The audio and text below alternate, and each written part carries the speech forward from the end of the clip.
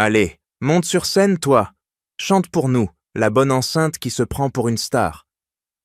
La voix d'Isabelle Moreau, 38 ans, ancienne mannequin, issue d'une famille aristocratique parisienne, tranche l'air comme un fouet, ses lèvres peintes en rouge vif, se tordant en un sourire cruel, tandis qu'elle pointe du doigt Fatou Diallo, 35 ans, la domestique d'origine sénégalaise, peau noire luisante sous les projecteurs, son ventre arrondi de 6 mois, tendant l'uniforme noir et blanc amidonné.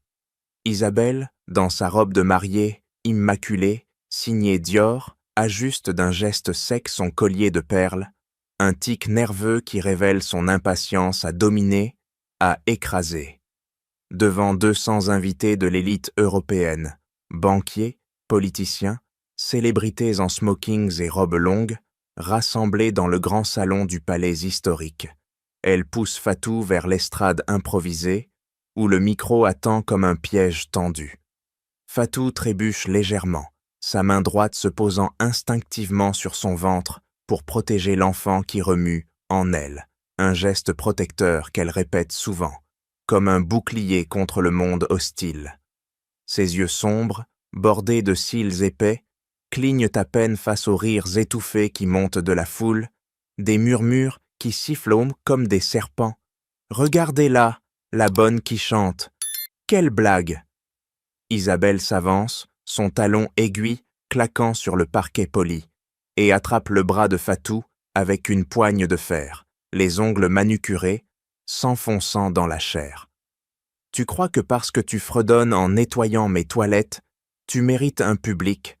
Montre-nous ton talent, ma fille, ou bien retourne à ta serpillière. » Les mots sortent en rafale, acides, imprégnés de ce mépris viscéral pour l'immigré, la femme noire qui ose exister dans son monde de privilèges. Un monde où Isabelle règne en reine incontestée, ajustant sans cesse son chignon impeccable pour masquer sa jalousie latente. Henri Moreau, 45 ans, le milliardaire tech franco-américain, observe depuis le fond de la salle, ses lunettes à monture fine glissant légèrement sur son nez aquilin, tandis qu'il serre les poings dans les poches de son smoking sur mesure. Il avait remarqué Fatou des mois plus tôt, non pour sa beauté discrète, ses tresses serrées, en un chignon fonctionnel, son regard calme mais perçant, mais pour sa dignité silencieuse, ce chant murmuré qu'il avait surpris un soir en rentrant tard, une mélodie sénégalaise mêlée à des airs d'opéra français qui avait éveillé en lui un écho oublié de sa jeunesse musicale abandonnée.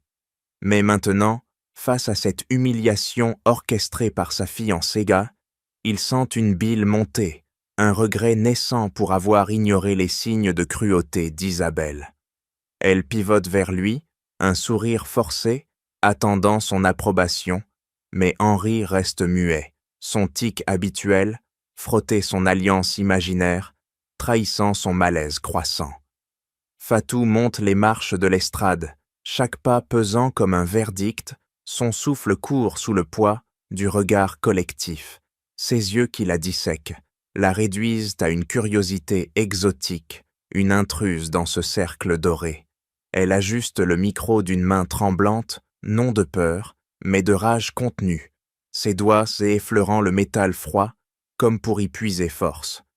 Isabelle croise les bras, un ricanement échappant de ses lèvres, et lance à la cantonade « Mesdames et messieurs, voici notre divertissement spécial, la bonne qui rêve de Nashville, ou plutôt de Dakar. » Les sourires fusent à nouveau, une vague qui submerge Fatou, mais elle redresse les épaules, son ventre proéminent comme un défi vivant, et ouvre la bouche, prête à transformer cette moquerie en arme. Isabelle, sentant le contrôle lui échapper, s'avance encore, son parfum capiteux envahissant l'espace, et murmure assez fort pour que tous entendent. « Chante, ou je te renvoie dans ton bidonville, avec ton bâtard, en route. » Les mots claquent, impitoyables, et la foule se tait un instant, un malaise palpable s'installant, mais Isabelle jubile intérieurement, son tic revenant, mordiller l'intérieur de sa joue, signe de sa satisfaction sadique. Fatou Diallo, les lèvres tremblantes mais la voix ferme, ignore le ricanement d'Isabelle et entonne sa propre mélodie.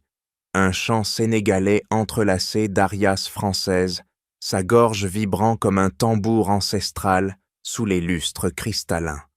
Sa main gauche serre le micro jusqu'à ce que ses jointures blanchissent. Un geste de défi silencieux, tandis que son ventre arrondi semble pulser au rythme de la musique, l'enfant à naître réagissant à cette explosion de force intérieure.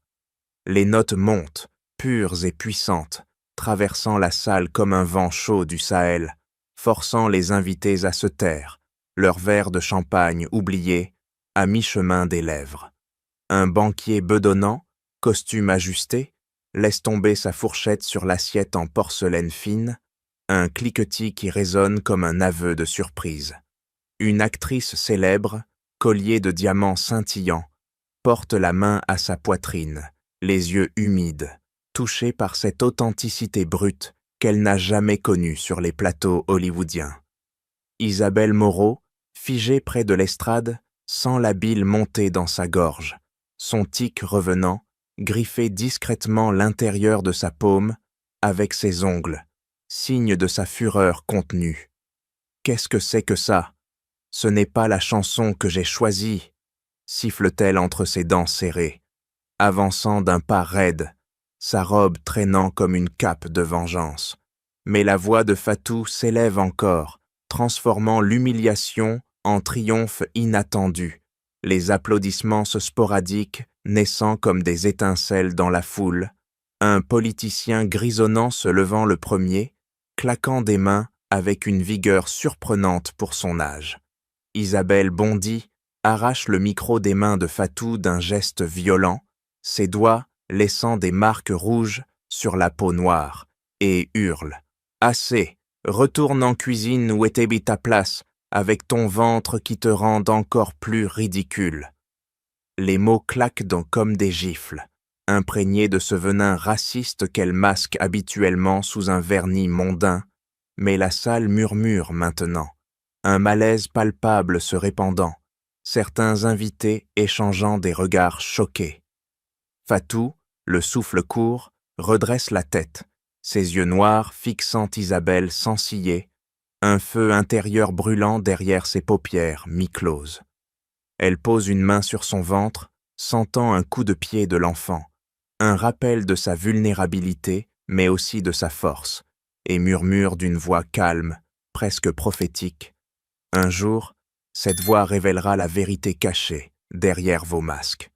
Puis elle pivote, descend les marches avec une dignité royale, ignorant les chuchotements qui enflent, comme une marée.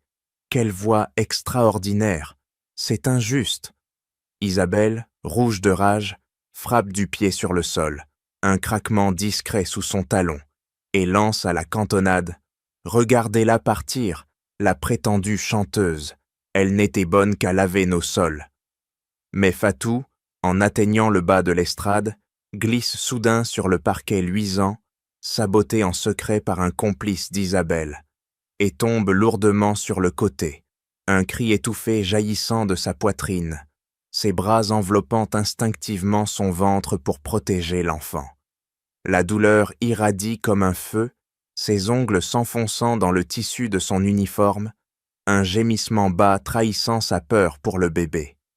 La foule halète, des chaises grincent, tandis que des invités se lèvent, un brouhaha montant comme une vague. Isabelle, un sourire fugace aux lèvres, avant de feindre l'inquiétude, s'avance. Oh, la pauvre, elle est si maladroite. Mais Henri Moreau surgit enfin, traversant la salle en bousculant les tables, son visage pâle sous ses lunettes, un tic nerveux, serré et desserré les poings, révélant sa culpabilité naissante. Il s'agenouille près de Fatou, sa main effleurant son épaule. « Tenez bon, l'ambulance arrive. » Fatou, les larmes aux yeux, mais la voix ferme, murmure. Ce n'est pas un accident. Isabelle, entendant cela, blêmit, son tic s'accélérant, griffait plus fort sa paume, réalisant que son plan se retourne.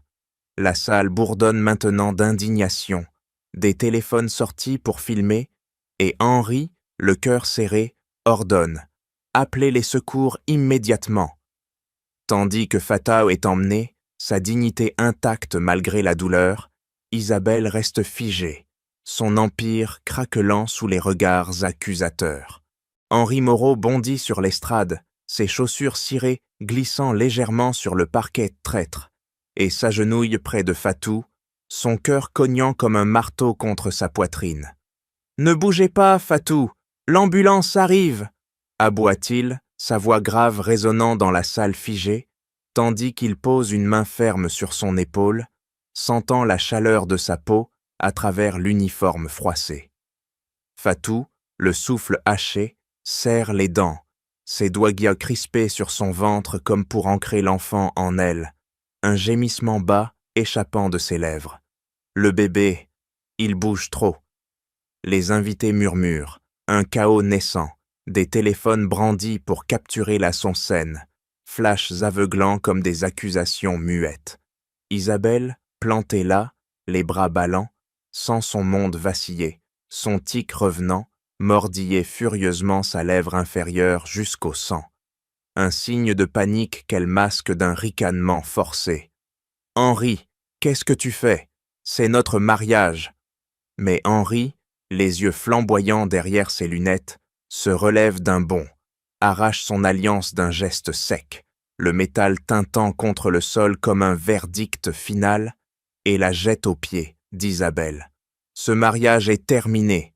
Je ne peux pas épouser quelqu'un qui humilie une femme enceinte pour son plaisir sadique. » Rugit-il, sa voix tranchant l'air comme une lame, pointant du doigt Isabelle qui recule, le visage blême, ses lèvres s'ouvrant sans qu'aucun son n'en sorte, choqué au plus profond, les invités haletants, un silence de mort tombant sur la salle.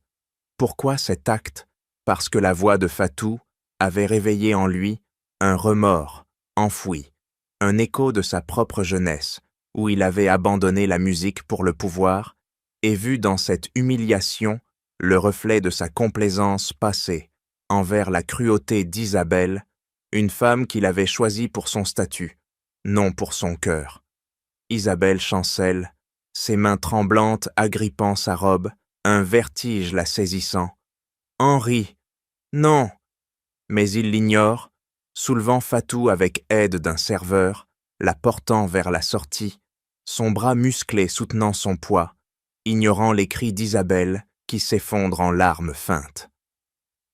À l'hôpital public de Paris, Henri arpente le couloir stérile, ses pas résonnant sur le linoléum usé, frottant nerveusement ses mains, un tic qui trahit son tourment intérieur.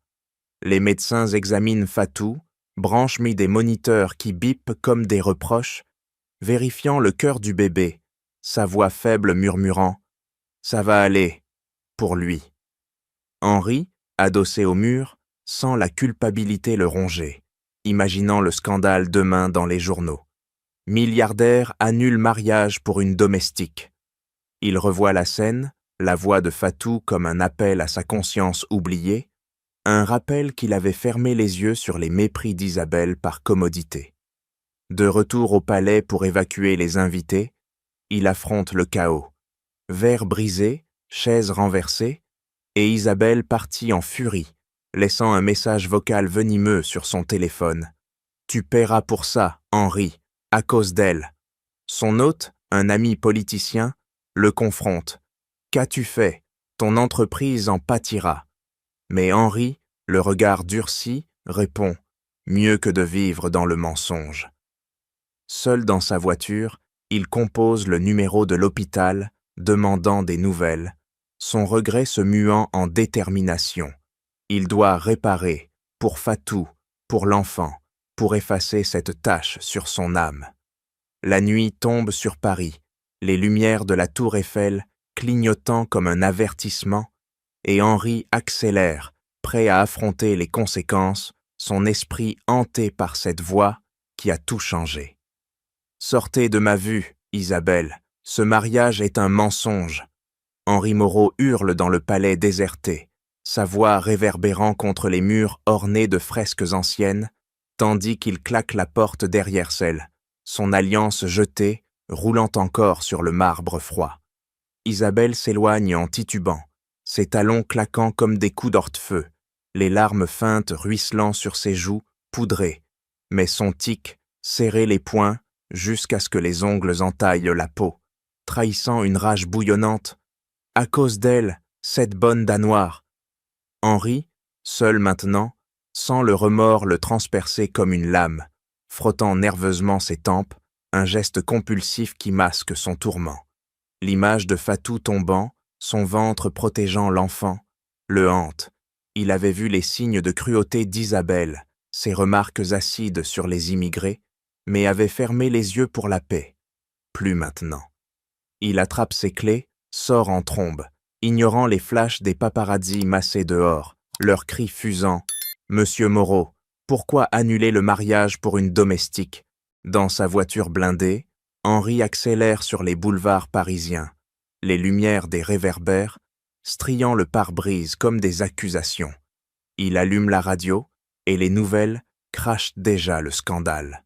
Le milliardaire Henri Moreau, 45 ans, annule son union avec Isabelle Clark au milieu de la cérémonie, après une humiliation publique d'une employée enceinte. Accusation de racisme. Il serre le volant, ses jointures blanchissant, sentant la culpabilité gonfler dans sa poitrine comme une tempête. Pourquoi n'avait-il pas réagi plus tôt? Fatou, avec sa voix qui avait éveillé en lui des souvenirs de concerts oubliés en Amérique, méritait mieux que son silence complice. Les paparazzis le talonnent, motos vrombissants, flashs aveuglants, il bifurque dans une ruelle sombre, enfile une casquette et un manteau anonyme tiré du coffre, un déguisement improvisé pour semer la meute. « Je dois la trouver avant que le scandale ne l'engloutisse », murmure-t-il, son tic revenant, tapé du doigt sur le tableau de bord. Un rythme anxieux, comme un compte à rebours. À l'hôpital, il se faufile par l'entrée de service, évitant les journalistes qui campent et gémissent déjà à l'accueil, leurs micros tendus comme des armes. Une infirmière, reconnaissant son visage malgré la casquette, le fixe d'un œil suspicieux. « Monsieur Moreau, pour Fatou Diallo ?» Il hoche la tête, glissant un billet discret, non par corruption, mais par urgence, et elle le guide dans les couloirs fluorescents, l'odeur d'antiseptique piquant ses narines. En chemin, il capte des bribes de conversation, des patients immigrés chuchotant sur le scandale. Enfin, quelqu'un défend les nôtres contre ces riches. Cela renforce son remords, un feu qui le pousse à accélérer le pas. Arrivé à la chambre, il hésite, sa main sur la poignée, imaginant Fatou alité, son ventre bandé, l'enfant menacé par sa négligence. Il entre, s'agenouille près du lit. « Fatou, je suis désolé. Tout était ma faute. » Elle ouvre les yeux, sa main sur son ventre, un geste protecteur qu'elle répète et murmure. « Pourquoi maintenant ?» Henri, les yeux baissés, avoue. « Votre voix, elle m'a réveillé. Et Isabelle, je l'ai laissé faire. » Les moniteurs bipent, un rythme régulier comme un reproche, et Fatou, d'une voix faible mais ferme, accepte. « D'accord, mais prouvez-le. » Henri, le cœur serré, promet. « Je paierai les frais, je vous protégerai. » À cet instant, son téléphone vibre, un message anonyme. « Votre bonne va payer pour avoir ruiné tout. » Il le montre à Fatou, qui plisse les yeux. « Qui soupçonnez-vous » Henri, réfléchissant, se souvient de Pierre, l'ancien actionnaire évincé pour corruption, et murmure. Peut-être lui et Isabelle ensemble. Le doute s'installe, un fil tendu vers l'inconnu. Fatou Diallo s'agrippe au barreau du lit d'hôpital, ses doigts serrés noirs serrant le métal froid jusqu'à ce que les veines saillent, sur ses avant-bras. Un geste réflexe pour ancrer son corps contre la douleur lancinante qui irradie de son flanc. Le moniteur cardiaque bipe en rythme saccadé, comme un accusateur incessant, surveillant le pouls de l'enfant en elle, ce petit être qui remue faiblement, un coup de pied timide contre ses côtes comme pour dire « Je suis là, résiste ». Allongée dans la chambre étroite de l'hôpital public parisien, entourée d'odeurs d'antiseptiques et de sueur fade, elle ferme les yeux, inspire profondément et commence à chanter bas, une berceuse sénégalaise entrelacée de notes d'opéra français, sa voix grave vibrant dans l'air confiné, apaisant non seulement son ventre tendu, mais aussi la patiente voisine, une immigrée marocaine qui gémit de douleur post-opératoire. « Chut, ma sœur, écoute ça », murmure Fatou, sa main libre tendue vers la femme, effleurant son bras tremblant, un geste de solidarité instinctive qu'elle répète souvent, comme un lien invisible tissé par la souffrance partagée. La Marocaine, yeux mi-clos, cesse de se tordre, ses épaules se relâchant sous l'emprise de la mélodie, un sourire fugace naissant sur ses lèvres gercées. Fatou continue, sa gorge se nouant légèrement, sentant les larmes monter mais les ravale d'un battement de cils, refusant de céder à la peur qui ronge son esprit. Le bébé, prématuré peut-être, à cause de cette chute orchestrée, et l'avenir, un vide abyssal sans emploi, sans toit stable pour accueillir cet enfant. « Tu seras fort, mon petit », chuchote-t-elle entre deux couplets, sa paume pressée contre son ventre, sentant un nouveau coup, une réponse muette qui durcit sa résolution. Une infirmière entre en trombe, plateau en main, et s'arrête net, captivée par la voix de Fatou qui emplit la pièce comme un baume. « Vous avez un don, Madame Diallo. Ça calme tout le monde ici. » Fatou hoche la tête, un sourire fatigué aux lèvres, et offre « Je peux chanter pour les autres si ça aide. » L'infirmière acquiesce, et bientôt Fatou se lève précautionneusement, ignorant la douleur qui fuse dans son dos, pour se diriger vers le lit d'un vieil Algérien, au bout du couloir, sa démarche lourde mais déterminée, traînant le pied comme pour défier la gravité.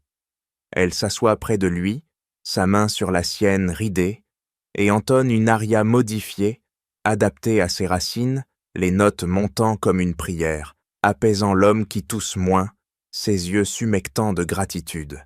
« Merci, sœur », souffle-t-il, serrant ses doigts, un échange qui renforce Fatou, lui rappelant sa force intérieure, ce talent enterré sous des années de servitude.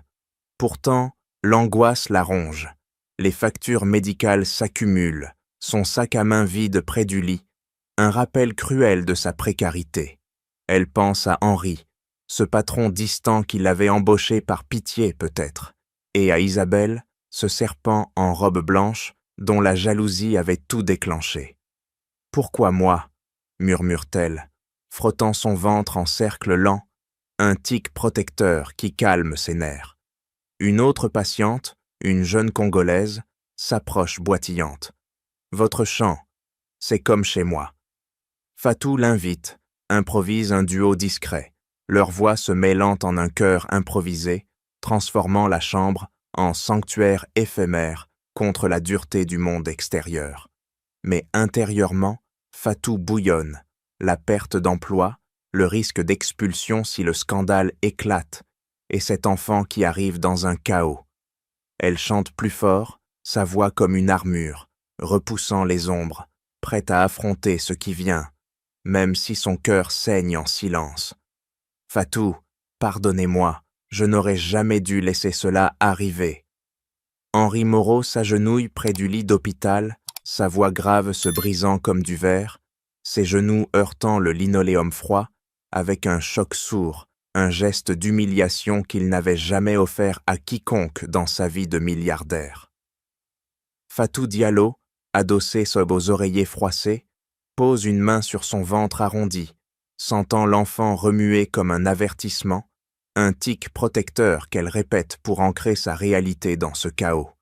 Ses yeux noirs, encore voilés par la douleur de la chute, fixent Henri sans ciller, sa respiration hachée, trahissant la fatigue accumulée, mais sa voix reste ferme. « Pourquoi maintenant, monsieur? Après tout ce temps ?»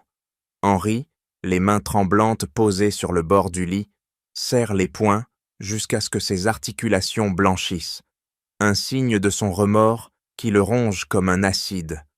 Parce que votre voix, elle a déchiré le voile. Isabelle, sa cruauté, je l'ai ignorée pour mon confort. C'est impardonnable. Fatou incline légèrement la tête, ses tresses serrés glissant sur l'oreiller, un mouvement lent qui masque sa surprise et murmure. Je vous pardonne, mais les mots ne suffisent pas. Henri, le cœur serré comme dans un étau, relève la tête, ses lunettes glissant sur son nez aquilin, et propose d'une voix basse, chargée de culpabilité. « Laissez-moi réparer. Je paierai tous les frais médicaux, pour vous et l'enfant. C'est le moins que je puisse faire pour compenser le mal causé par Isabelle. » Il marque une pause, frottant nerveusement son menton mal rasé, un tic qui révèle son tourment intérieur, et ajoute « Et pour votre avenir, je vous trouverai un emploi stable, adapté à votre grossesse, loin de tout ce monde toxique, pas par pitié, mais parce que je dois effacer cette tâche. » Fatou, les lèvres pincées, sent une larme couler, mais l'essuie d'un revers de main, refusant la faiblesse. Et pour les autres comme moi? Henri, touché par sa générosité malgré la souffrance, acquiesce. Je soutiendrai votre communauté, des dons, des programmes, pour que plus personne ne subisse ce que vous avez enduré. C'est ma faute, indirectement, et je le corrigerai. Le moniteur bip doucement, un rythme régulier qui ponctue leur échange comme un juge impartial, et Henri sort son téléphone, les doigts tremblants sur l'écran. Regardez ça, juste après le mariage, j'ai reçu cette lettre anonyme. Il tend l'appareil, l'enveloppe virtuelle, ouverte sur un message venimeux. Votre bonne noire paiera pour avoir ruiné votre vie. Elle n'est qu'une intruse. Fatou plisse les yeux, sa main effleurant l'écran, comme pour disséquer les mots. Un geste analytique qu'elle tire de ses années de survie dans les quartiers immigrés. C'est du poison, typique des réseaux de racistes en ligne. Les mots sont choisis pour blesser, pour isoler. Vous soupçonnez qui? Henri, le front plissé, sent un éclair de mémoire le frapper comme un coup de foudre. Pierre, l'ancien actionnaire. Je l'ai viré il y a des mois pour corruption, lors d'une réunion explosive. Il a juré vengeance. Et Isabelle, elle le connaît bien. Peut-être qu'il s'allie contre nous. Fatou hoche la tête, son ventre se contractant légèrement sous la tension, et murmure. Ça sent le complot. Cette lettre n'est pas isolée, c'est le début d'une campagne. Henri, les yeux écarquillés, range le téléphone d'un geste sec. Nous devons enquêter. Laissez-moi vous aider pour racheter ma négligence. Les médecins entrent alors, annonçant la sortie imminente de Fatou après les contrôles, son état stabilisé mais fragile, avec ordre de repos absolu dans son petit appartement des banlieues. Henri, se relevant, propose « Je vous ramène et nous creuserons cette affaire ensemble, c'est ma responsabilité. » Fatou, après un silence pesant, accepte d'un hochement de tête, sa main sur son ventre comme un serment. D'accord, mais pour la vérité, pas pour la charité. Henri, le remords allégé, mais pas éteint, escorte Fatou vers la sortie, son bras soutenant le sien, un premier lien forgé dans le feu de la culpabilité, tandis que dehors, les ombres de Paris s'allongent, promettant des révélations sombres. « Tu vas payer pour m'avoir volé mon mari, sale immigré !» Isabelle Moreau hurle dans le téléphone, sa voix stridente tranchant l'air comme une lame rouillée, ses ongles manucurés s'enfonçant dans le cuir de son fauteuil Louis XV, dans son appartement haussmannien déserté.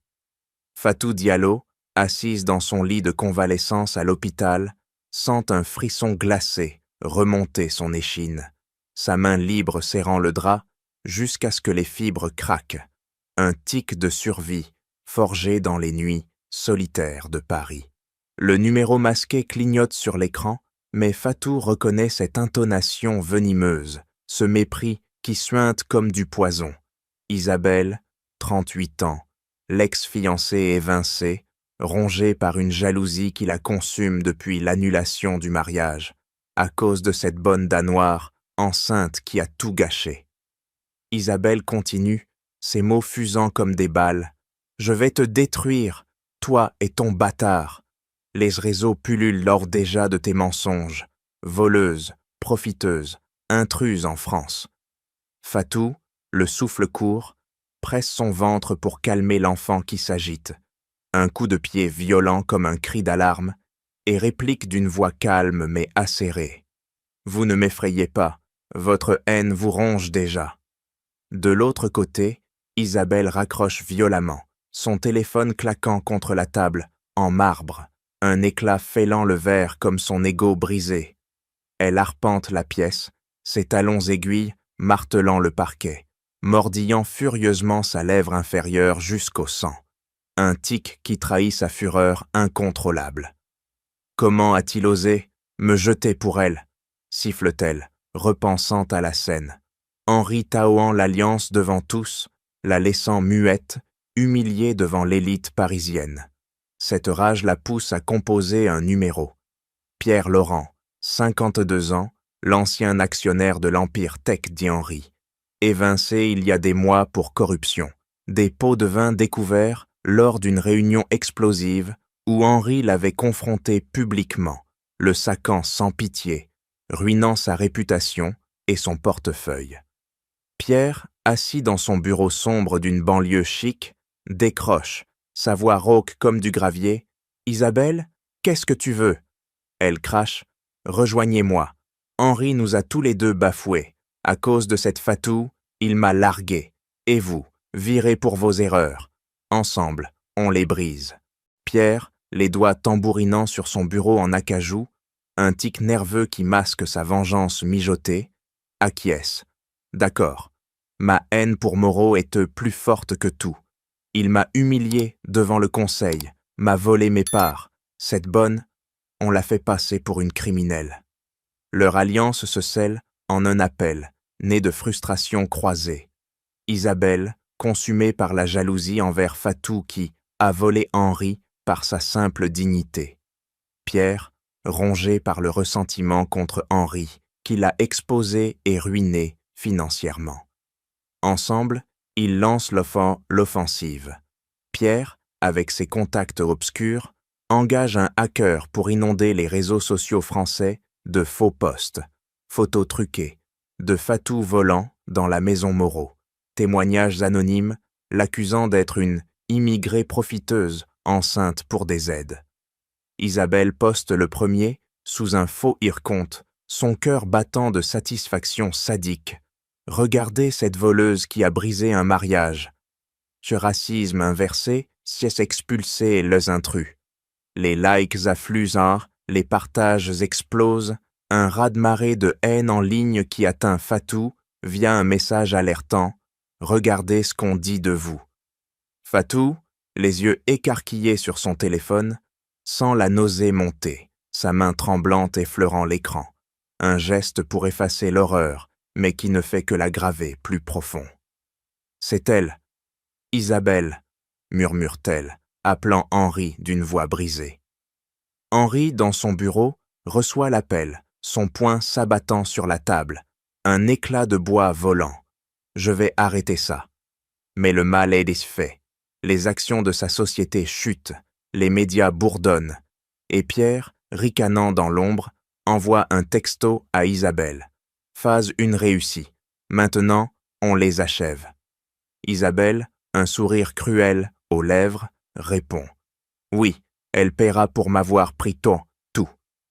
Leur duo venimeux s'emballe, une tempête de vengeance qui menace d'engloutir Fatou et Henri, un complot forgé dans le feu de la haine personnelle, sans racines anciennes, juste une alliance opportuniste pour détruire. Fatou, seule dans sa chambre, chante bas pour calmer son enfant. Sa voix, un rempart fragile contre l'orage qui gronde. Regardez ça, Fatou. Cette lettre anonyme est la clé. Henri Moreau brandit son téléphone, ses doigts, tremblants sur l'écran illuminé, tandis qu'il arpente le salon exigu de l'appartement de Fatou, dans la banlieue parisienne, les murs craquelés résonnant de ses pas nerveux. Fatou, assise sur son lit de fortune, une main sur son ventre, arrondi pour calmer les contractions fantômes, un tic protecteur qu'elle répète depuis l'hôpital, plisse les yeux sur le message. Ta bonne noire va regretter d'avoir brisé un empire. Sa voix grave tranche l'air lourd. C'est du chantage pur, les mots sont calculés pour semer la peur. Henri, frottant son menton d'un geste compulsif, acquiesce. Commençons par les réseaux. Mon équipe tech peut tracer l'IP. Il tape frénétiquement sur son laptop posé sur la table bancale, ses lunettes glissant sur son nez, un signe de concentration fébrile, et lance un scan, des adresses IP rebondissant de serveurs fantômes en Europe de l'Est, mais une piste émerge. Un forum raciste français où des posts virulents sur Fatou pullulent, accusant l'immigrée enceinte de manipuler le milliardaire Moreau. Fatou se lève lentement, ignorant la douleur qui fuse dans son dos, et s'approche, son doigt effleurant l'écran. Voyez ces pseudos, justice dorée, élite pure, ça sent l'élite frustrée.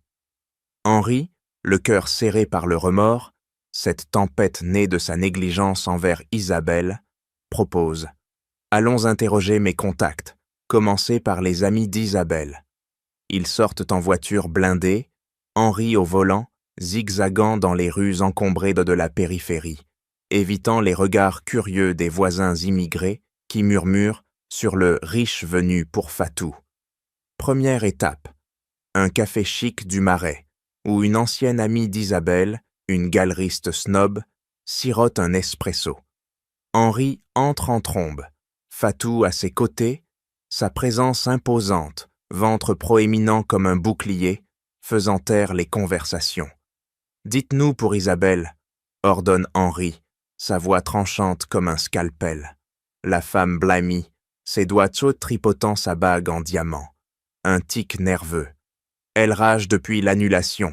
Elle parle de vengeance avec Pierre, ce type viré de votre boîte. Fatou, les yeux perçants, interroge. Quels détails? La galeriste craque. Des réunions secrètes, des hackers embauchés pour des fake news sur vous.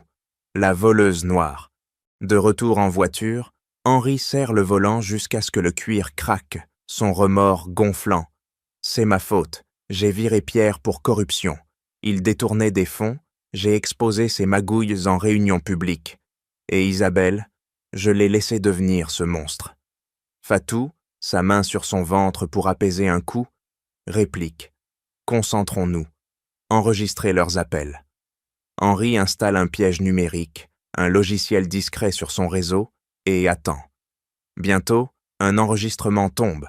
La voix d'Isabelle, stridente, avec Pierre, lance les postes, fait chuter ses actions avec ses rumeurs racistes sur la bonne. Il paiera pour m'avoir humilié. Pierre ricane. Et moi pour ma revanche financière. Ses parts valent des millions. On le ruine ensemble. Fatou écoute, sa gorge se nouant, un feu de colère montant. C'est clair, il vise votre entreprise via moi, pour stimuler la haine en ligne et faire plonger les cours boursiers. Il creuse comme plus profond. Henri hack légalement un compte intermédiaire, révélant des contrats avec des trolls payés, des faux témoignages postés sur Twitter et Facebook, accusant Fatou d'être une escroc immigrée pour des aides sociales.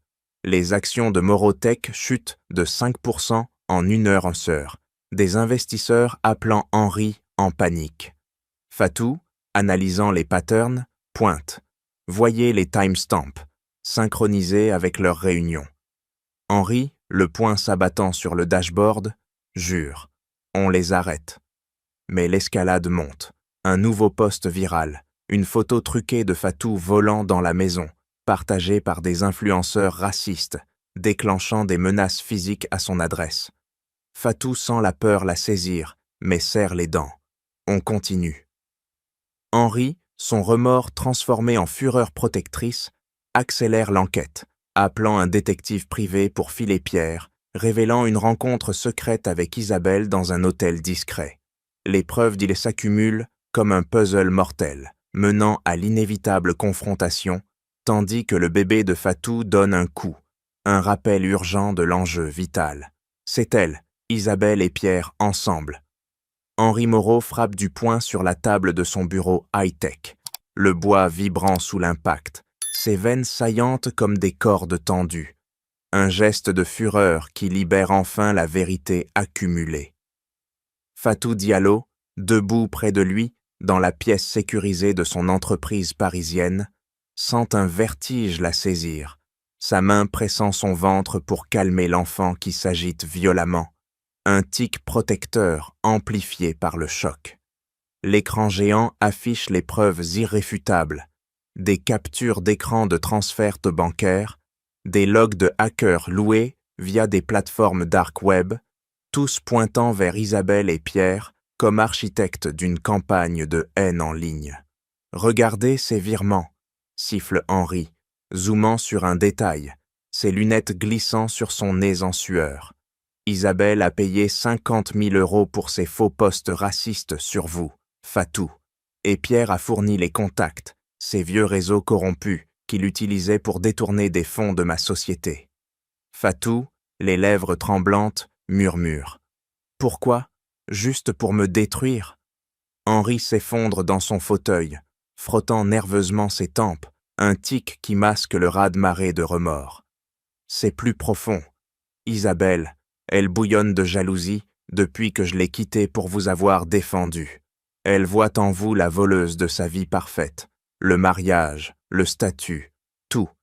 Cette noire enceinte qui m'a pris Henri, comme elle l'a crié dans un enregistrement. Il joue l'audio capturé, la voix stridente d'Isabelle, enregistrée lors d'une rencontre secrète avec Pierre, crachant « Elle paiera pour m'avoir humilié devant Paris. Et toi, Pierre, tu auras ta revanche sur Moreau pour t'avoir viré comme un chien. » Fatou sent la bile monter, ses ongles s'enfonçant dans sa paume, un geste pour contenir la nausée. Et Pierre, quel lien? Henri, le regard durci, explique. Je l'ai évincé il y a 3 mois. Il détournait des millions via des contrats fictifs. J'ai convoqué une réunion publique, exposé ses fraudes devant le conseil. Il a perdu tout. Action, réputation. Sa haine pour moi était viscérale, et Isabelle l'a exploité. Ensemble, ils visent à me ruiner via cette tempête raciste.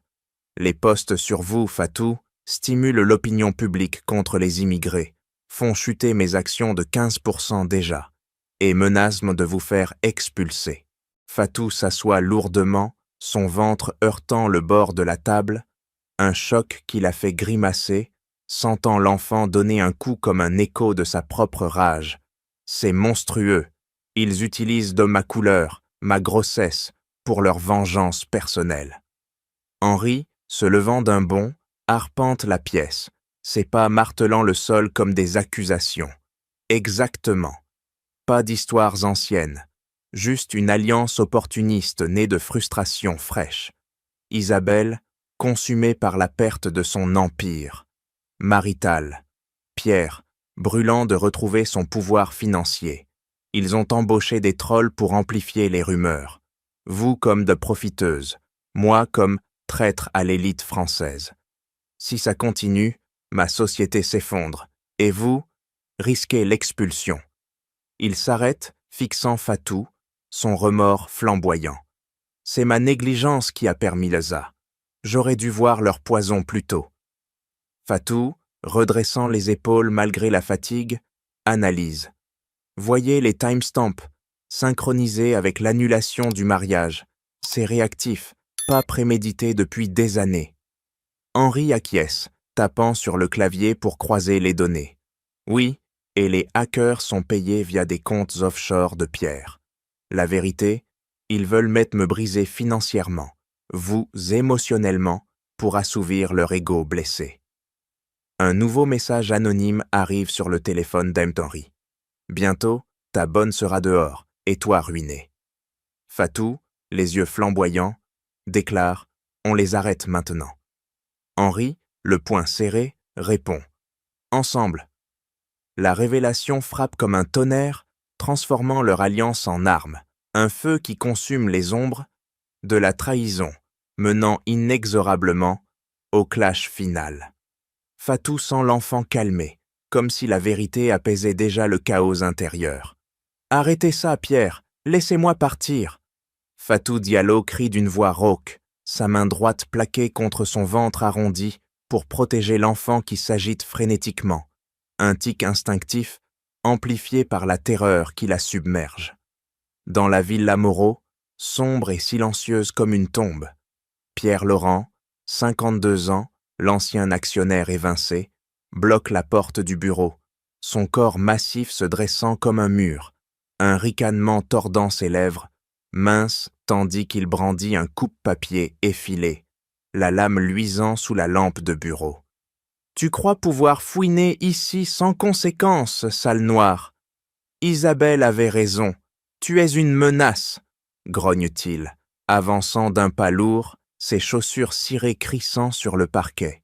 Son tic revenant, frottait nerveusement sa cravate desserrée, un signe de sa panique croissante face à cette intrusion inattendue.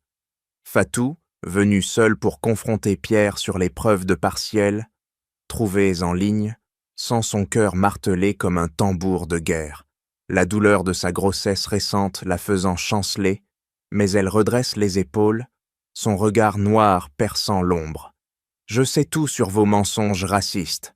Les hackers, les postes, c'est fini. » Pierre bondit, sa main libre agrippant le bras de Fatou avec une poigne de fer, les doigts s'enfonçant dans sa chair jusqu'à laisser des marques rouges. Un geste brutal qui la fait grimacer, l'enfant donnant un coup violent comme un cri muet. « Tu n'aurais pas dû venir seul. Isabelle m'a prévenu. Elle veut ta peau pour avoir volé. Henri !» siffle-t-il, la poussant contre le bureau, des papiers volant dans un tourbillon, le coupe-papier frôlant sa gorge, une menace glacée qui fait perler la sueur sur son front.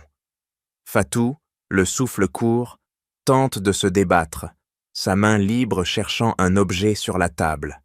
Un stylo qu'elle saisit comme une arme improvisée, le plantant dans l'épaule de Pierre, un cri de douleur jaillissant de sa bouche, tandis qu'il recule, du sang tachant sa chemise blanche. « Salope, tu paieras pour ça !» rugit-il, chargeant à nouveau, la plaquant au sol, son poids écrasant son ventre, une pression atroce qui la fait hurler. « L'enfant! Arrêtez !» L'enfant remue follement, une vague de panique la submergeant, des larmes coulant sur ses joues collées noires, mais elle griffe le visage de Pierre, ses ongles laissant des sillons rouges, un acte désespéré pour gagner du temps. Dehors, Henri, alerté par un appel paniqué de Fatou avant l'assaut, fonce dans sa voiture, le moteur vrombissant comme un tonnerre, ses poings serrant le volant jusqu'à blanchir les jointures. « Tiens bon, Fatou !» murmure-t-il, son remords le fouettant comme un fouet. S'il n'avait pas laissé Isabelle s'échapper, cela n'arriverait pas.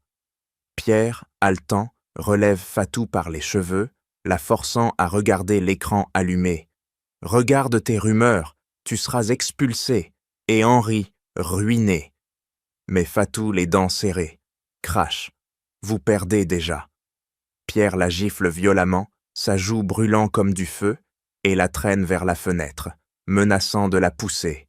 Un accident de plus, et tout s'arrête. Fatou, terrorisé mais résolu, sent l'enfant donner un dernier coup, un appel à la vie, et hurle de toutes de ses forces, sa voix résonnant comme un signal dans la nuit parisienne. Henri, arrivant enfin, entend le cri et enfonce la porte, son irruption comme un ouragan, prêt à tout pour sauver celle qui a réveillé sa conscience. La tension monte, un duel imminent, le danger pulsant comme un cœur affolé. « Fatou, tiens bon !» Henri Moreau enfonce la porte du bureau d'un coup d'épaule puissant, le bois éclatant comme un coup de tonnerre, ses muscles tendus sous son costume froissé, un rugissement primal jaillissant de sa gorge. Fatou Diallo, plaqué au sol par Pierre, sent l'air revenir dans ses poumons, sa main protégeant toujours son ventre, un tic vital qui pulse avec le cœur affolé de l'enfant. Pierre se retourne, le coupe-papier tremblant dans sa main ensanglantée, son visage tordu de rage. « Toi, comment as-tu su ?» Henri charge comme un taureau, son poing s'abattant sur la mâchoire de Pierre avec un craquement sec, l'envoyant valser contre le mur. Un tableau ancien se fracassant au sol en une pluie de verre. Isabelle, tapie dans l'ombre, hurle. « Henri, arrête, c'est pour toi que je fais ça !» Mais Henri l'ignore, aidant Fatou à se relever, sa main enveloppant la sienne avec une urgence protectrice. « Le GPS que je t'ai donné, il m'a guidé ici. » Fatou, haletante, pointe du doigt le coffre-fort dissimulé derrière un tableau. Là, l'épreuve finale. Henri, le remords et la fureur, fusionnant en un feu intérieur, s'avance vers le coffre, ses doigts volant sur le clavier numérique, entrant le code qu'il avait changé récemment. Un code inspiré de la date de naissance supposée de l'enfant de Fatou, un geste secret de rédemption. Pierre se relève en grognant, chargeant à nouveau, mais Fatou, d'une voix grave et puissante, entonne une berceuse sénégalaise mêlée d'opéra français, les notes montant comme un sortilège, envahissant la pièce d'une mélodie hypnotique qui fige Pierre et Isabelle. Pierre, les yeux vitreux, vacille. Qu'est-ce que... Cette voix... Isabelle, mordillant sa lèvre jusqu'au sang, son tic sadique amplifié par la panique, tente de l'interrompre. « Tais-toi, sorcière !» Mais Fatou chante plus fort, sa gorge vibrant comme un tambour ancestral, les mots français entrelacés de Wolof, résonnant contre les murs, distrayant les deux complices, leurs mouvements ralentis, comme dans un rêve opiacé. Henri, profitant de l'instant, force le coffre qui s'ouvre avec un clic métallique, révélant un disque dur noir, compact, étiqueté « Preuve ». Il le saisit d'un geste vif, le glissant dans sa poche, tandis que Fatou module sa voix en un crescendo dramatique. Un aria de Verdi adapté à ses racines, forçant Pierre à lâcher son arme, qui cliquait au sol, et Isabelle à reculer, les mains sur les oreilles. « Arrête, ça me rend folle !» Henri, bondissant, assomme Pierre d'un uppercut précis, l'homme s'effondrant comme un sac, puis se tourne vers Isabelle. « C'est fini, ce disque contient tout, contrat hackers, enregistrement, virement. Votre vengeance raciste s'arrête ici. » Isabelle, les yeux exorbités, tente une dernière charge, ses ongles visant les yeux de Fatou, mais Henri l'intercepte, la plaquant au mur d'une main ferme. « Pour ce que tu as fait à elle et à moi. » Fatou, haletante, arrête de chanter, le silence retombant comme un voile, l'enfant calmé par la victoire imminente. Henri appelle la police d'une voix froide. « Venez vite, j'ai des traîtres à livrer. » Il s'échappéine par la fenêtre arrière, le disque dur comme un trophée brûlant, courant vers la voiture sous la pluie battante, le danger évité mais le cœur encore battant, prêt pour la révélation finale. « Regardez tous, voici la vérité. » Henri Moreau tonne dans le micro de la salle de presse bondée à Paris, sa voix résonnant comme un coup de canon, ses poings serrés sur le pupitre jusqu'à ce que le bois craque, un geste de triomphe mêlé de rage contenue. Devant une mer de journalistes français et européens, caméras braquées comme des fusils, flash de crépitant en rafale, il active l'écran géant derrière lui, projetant les preuves irréfutables, capture de virements, enregistrements audio, contrats hackers, tout pointant Isabelle et Pierre comme les marionnettistes de la haine. Fatou Diallo, à ses côtés, sent son ventre se contracter sous la tension, sa main pressée dessus pour calmer l'enfant, un tic protecteur qui ancre sa détermination, sa voix intérieure hurlant « Enfin, justice !» Isabelle, traînée sur scène par la police alertée, blêmie, ses lèvres tremblantes, mordillant furieusement sa joue intérieure, un tic sadique amplifié par la panique. « C'est faux! Henri, arrête ça !» Henri, les yeux flamboyants, pointe du doigt l'écran. « Écoutez ça !»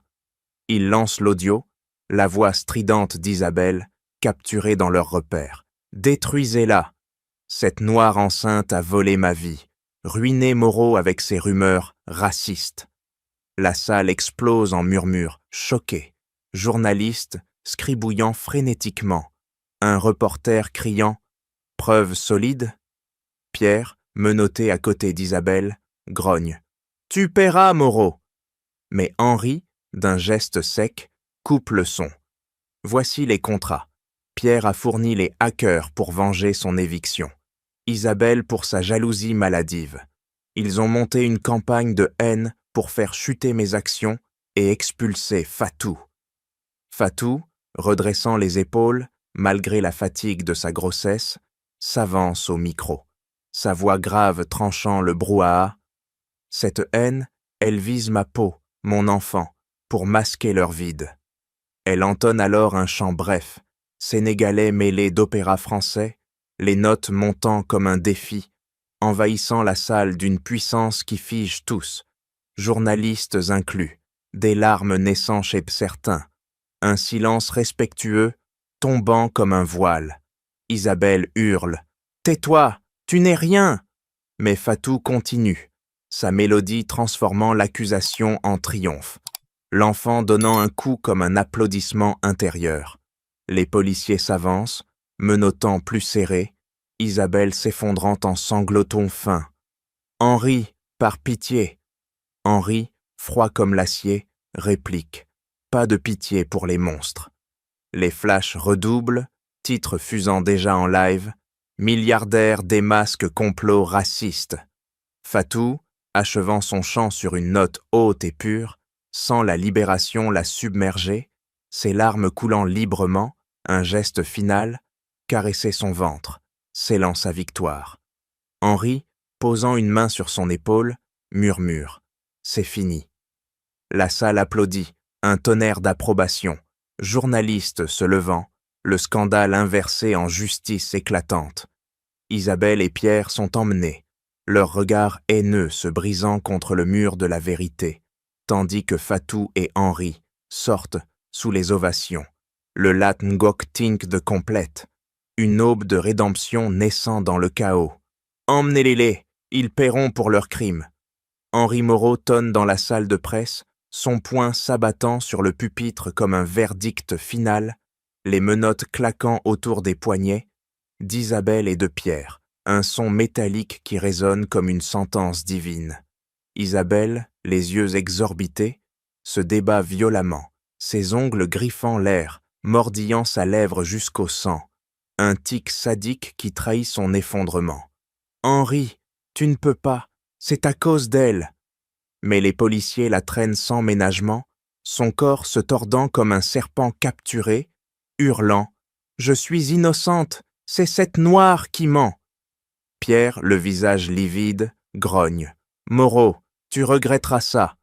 Tandis qu'on l'escorte dehors, ses épaules voûtées sous le poids de la défaite, son tic frotter nerveusement sa cravate inexistante, révélant sa panique absolue. La foule de journalistes explose en questions, flash le crépitant comme des fusils, mais Henri, stoïque, lève la main. La justice commence maintenant. Au tribunal de Paris, des semaines plus tard, le marteau du juge s'abat comme un coup fatal. Coupable de diffamation, incitation à la haine raciale et conspiration. Isabelle, assise sur le banc des accusés, s'effondre en sanglots hystériques, ses mains tremblantes agrippant la barre, un cri étouffé jaillissant « Non, pas la prison !» Le juge énonce « 6 mois ferme pour vous, Madame Moreau, ou plutôt Clark maintenant, et restitution des dommages. » Pierre Blême reçoit 8 mois pour ses fraudes passées aggravées de par ce complot, son regard haineux croisant celui d'Henri. « Tu as gagné, pour l'instant. » Fatou, témoin clé, se tient droite dans la salle bondée, sa main sur son ventre apaisé, l'enfant calme comme si la justice l'avait bercé, un sourire discret aux lèvres, tandis qu'elle murmure. Enfin, Henri, à ses côtés, serre sa main, son remords transformé en fierté. C'est pour vous deux que j'ai lutté.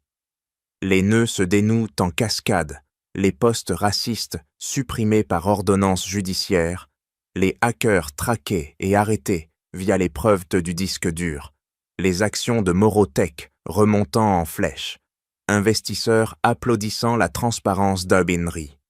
Fatou reçoit une indemnisation substantielle, assez pour un appartement sûr, des soins prénataux premium, un fonds pour son enfant.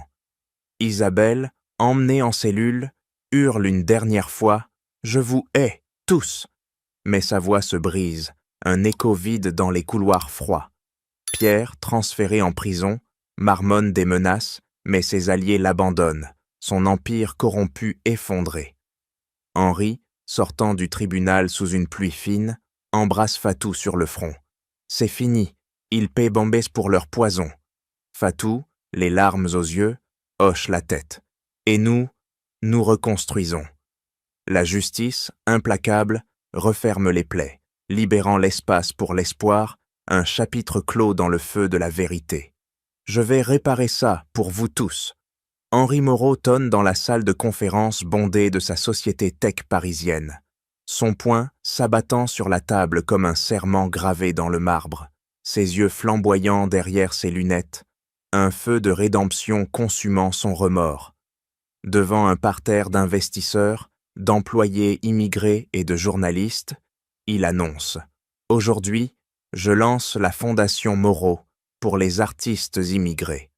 Un fonds de 10 millions d'euros pour soutenir les talents comme Fatou contre le racisme et la précarité. » Fatou Diallo, à ses côtés, sent une chaleur monter dans sa poitrine, sa main pressée sur son ventre apaisé, un tic de gratitude qui calme l'enfant maintenant serein, ses larmes contenues derrière un sourire fier.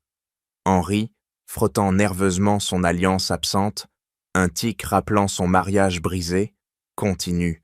Ce n'est pas de la charité, c'est ma dette. Isabelle et Pierre m'ont ouvert les yeux sur ma complaisance. Ce fonds financera des bourses pour musiciens immigrés, des soins prénataux pour mères comme Fatou et des campagnes anti-haine en ligne. Les applaudissements fusent, un tonnerre qui secoue la salle, des flashs crépitants comme des étoiles naissantes. Mais Henri s'avance vers Fatou, la prenant par les épaules. Vous en serez l'ambassadrice, votre voix, elle guidera tout. Fatou, la gorge nouée, hoche la tête, sa voix grave résonnant.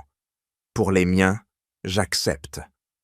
Henri, le remords le poussant comme un vent furieux, signe le chèque inaugural sur scène, les héros s'alignant comme une armée de justice et le temps à une association sénégalaise, pour des cours de musique gratuits dans les banlieues.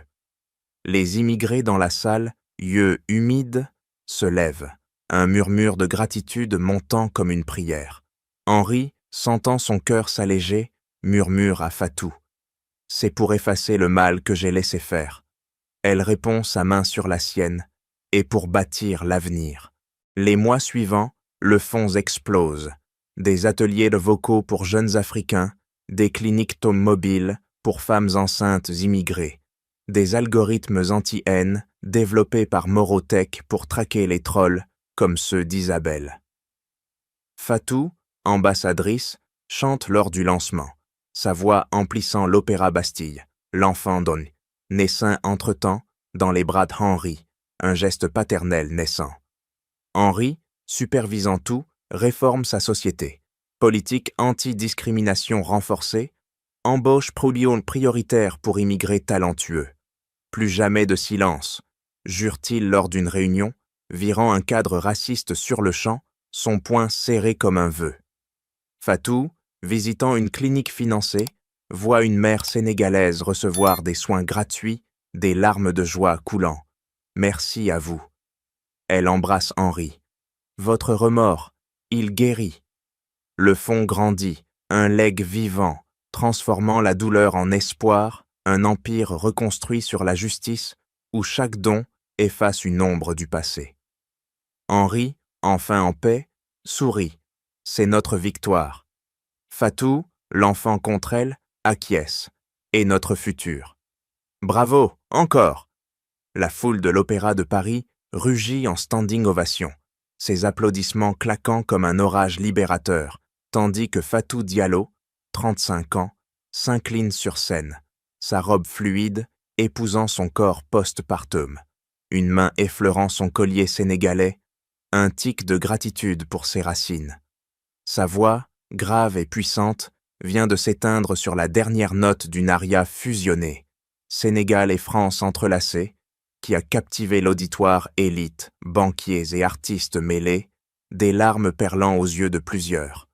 Au premier rang, Henri Moreau, 45 ans, tient le bébé de Fatou dans ses bras, l'enfant gazouillant, un sourire paternel illuminant son visage, ses lunettes glissant légèrement comme il berce le petit, un geste tendre né de mois de soutien pendant la grossesse.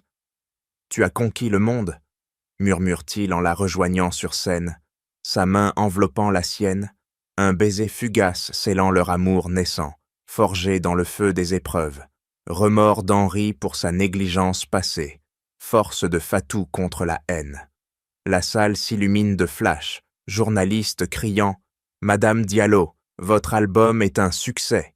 Comment avez-vous surmonté ?» Fatou, le cœur gonflé, répond au micro, par la voix et la justice. L'album, Voix d'Afrique en France, grimpe les charts, des titres comme Rise Against Hate résonnant dans les radios, un triomphe financé par la Fondation Moreau, où Fatou est ambassadrice, aidant des artistes immigrés avec bourses et ateliers.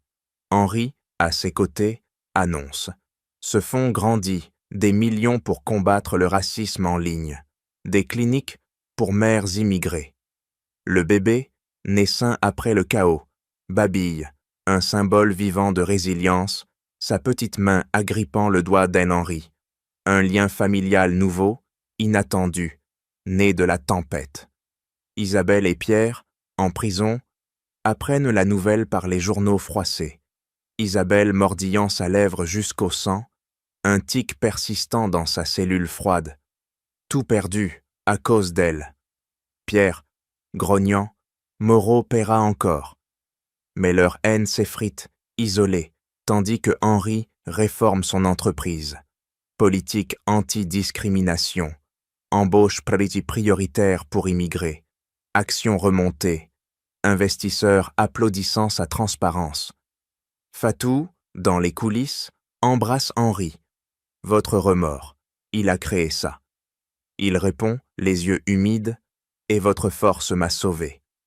Le bébé rit, un son pur effaçant les ombres passées. La leçon résonne, le talent transcende la haine, la bonté vainque la jalousie, et la rédemption naît du remords sincère. Fatou, sur scène une dernière fois, chante pour son enfant, une berceuse d'espoir, la foule silencieuse touchée. Henri, tenant le petit, murmure « Notre famille, contre le monde ». Paris s'illumine dehors, un avenir radieux s'ouvrant, où la voix de Fatou guide les opprimés, un legs immortel contre l'injustice moderne.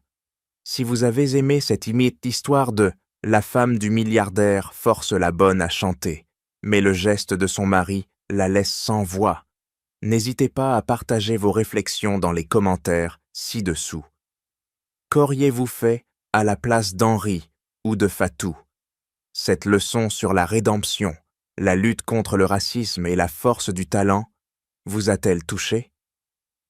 Un grand merci à vous tous pour avoir suivi cette aventure émouvante. Votre soutien, vos likes et vos abonnements nous motivent à créer plus de contenus inspirants. Abonnez-vous pour ne rien manquer et activez la cloche des notifications. À bientôt pour une nouvelle histoire captivante. Prenez soin de vous.